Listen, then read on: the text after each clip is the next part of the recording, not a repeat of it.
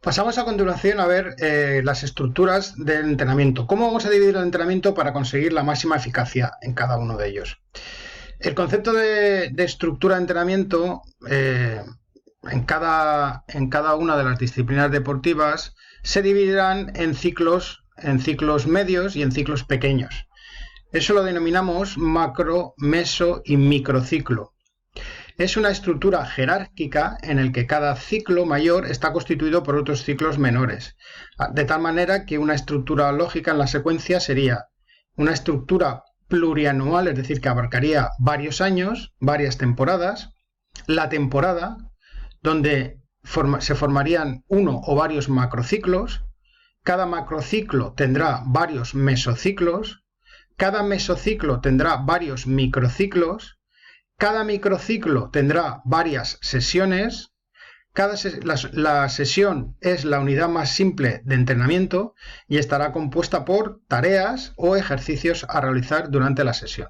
Esa es la estructura de lo más grande a lo más pequeño. En esta diapositiva pues podéis ver un poco cómo irían esos conceptos de forma muy gráfica y muy visual.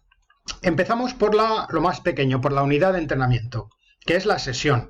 La sesión es la unidad funcional del entrenamiento y supone una sucesión de una serie de cargas con una misma orientación y estableciendo una serie de intervalos de tiempo para que el deportista vaya recuperando y pueda hacer las acciones con la mejor o la intensidad más óptima posible. La sesión es la unidad de tiempo fundamental donde se trabajan los contenidos planificados. Se pueden hacer tanto por medio de ejercicios como por situaciones jugadas o tareas que las denominamos en fútbol, para así a través de ellas conseguir los objetivos que nos hemos propuesto. Las sesiones las podremos clasificar en función de los tipos de tareas, en función de las formas de organización, de la magnitud de la carga y de la orientación de cada uno de los contenidos.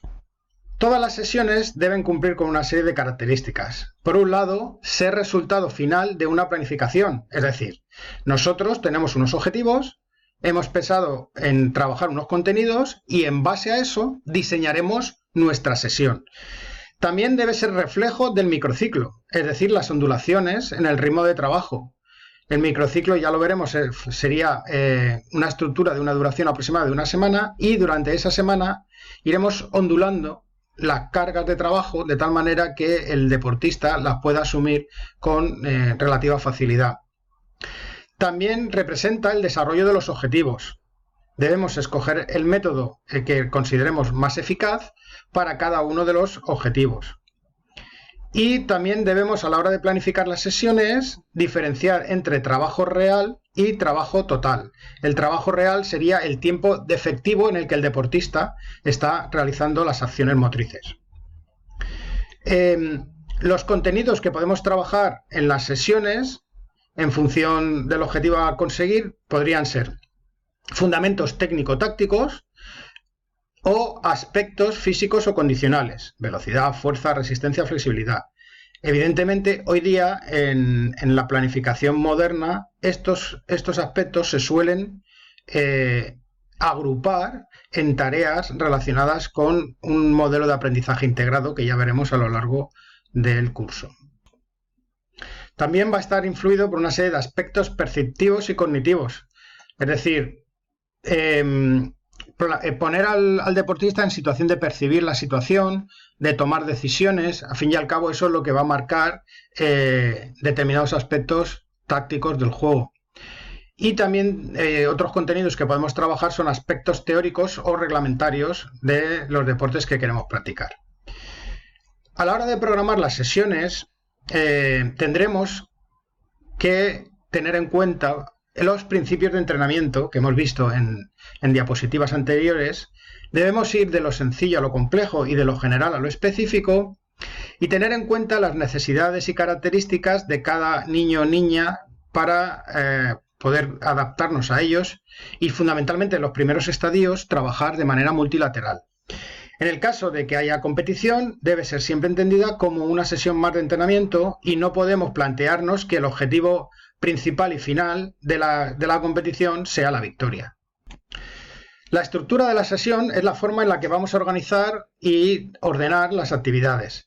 Y lo vamos a dividir en unos grandes bloques. El primer bloque es la introducción o calentamiento, al que ya hemos dedicado un tema dentro de este módulo de entrenamiento deportivo.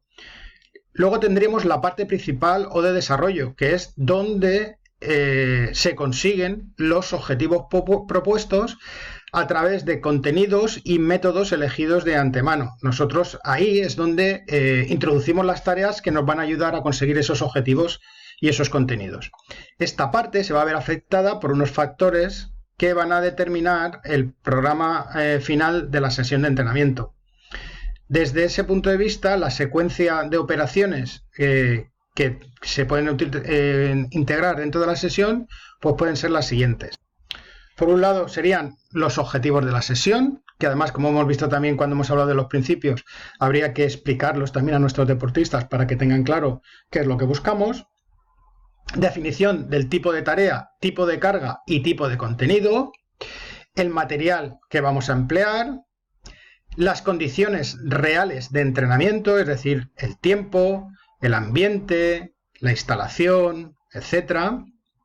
Y el estado actual de los deportistas como base para ir aumentando las cargas de trabajo.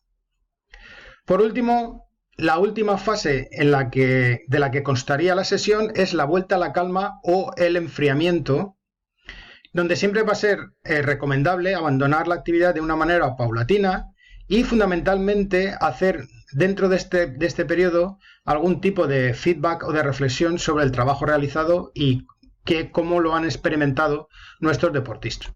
¿Qué aspectos debemos tener en cuenta en el diseño y desarrollo de las sesiones?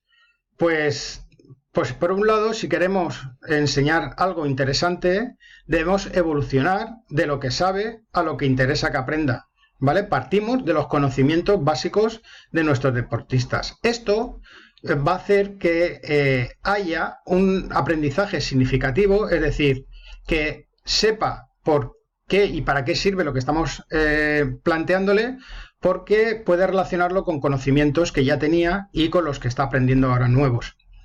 Será muy importante que se permita mostrar sus necesidades y se comprenda mejor lo que se va a aprender.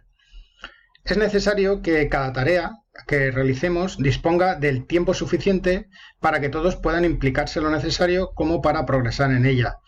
Por eso debemos conocer cómo los niños se van adaptando a esas tareas que nosotros les vamos proponiendo. Y es evidente que muchas veces al principio no obtienen el resultado que nosotros buscamos, pero con paciencia y poniéndose en la situación de aprendizaje, poco a poco llegarán a cumplir los objetivos que nos hemos marcado. Los puntos principales de la sesión pues, se deberán preparar de acuerdo a un plan general establecido por los mesociclos y los microciclos. También hay que decir que la sesión puede y debe ser flexible, es decir, susceptible de cambio o mejora. ¿Cuántas veces hemos planteado una sesión de una determinada manera, con un número de jugadores, con unos espacios, y cuando llega a la realidad que nos encontramos en el campo, pues realmente esas situaciones no se pueden dar o nos faltan jugadores? Bueno, pues tendríamos que ser capaces de cambiar o mejorar distintas situaciones de esa sesión. También es de suma importancia definir bien el objetivo de la sesión. ¿Qué es lo que queremos conseguir con esa sesión? También otra cuestión importante es que cuando trabajemos las cualidades físicas básicas, si en una sesión se buscan diferentes objetivos, se suele recomendar un orden para incitar las distintas capacidades. De tal manera que si tiene un contenido técnico-táctico se trabajará primero. En segundo lugar, la fuerza. En tercer lugar, la velocidad. En cuarto lugar, la resistencia anaeróbica. Y en quinto, la resistencia aeróbica, ¿vale? Este sería el orden más adecuado si queremos trabajar varios de estos conceptos.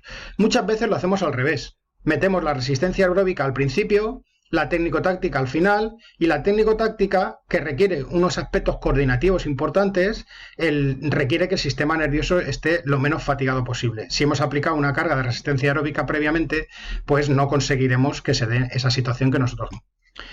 Respecto al trabajo técnico-táctico, debemos hacer que evolucionen de situaciones más simples a las más complejas, ¿vale? Por ejemplo, partir del uno contra nadie, es decir, de forma individual, hasta progresar a situaciones de 5 contra 5, 11 contra 11, 7 contra 7. Y también podemos pasar evolutivamente por una serie de situaciones intermedias, 1 contra 1, 2 contra 2, 1 contra 2, 2 contra 3. Y es fundamental utilizar el juego como medio de aprendizaje, porque eso va a hacer que el deportista se centre en las actividades propias de ese juego y siga entendiendo constantemente el juego. Debemos plantear situaciones pedagógicas globales, adaptadas al objetivo, a lo que nosotros queremos trabajar. Utilizar siempre la práctica global, pues a veces puede dificultar el aprendizaje, así que sería recomendable utilizar una serie de tareas reduciendo el número de componentes del juego total, o sea, modificando la situación real de juego. ¿Y cómo la podríamos modificar? Pues utilizando juegos con pocos jugadores, competiciones reducidas o incluso de determinadas habilidades, y hacer adaptaciones de la meta, del espacio, de las reglas, etc.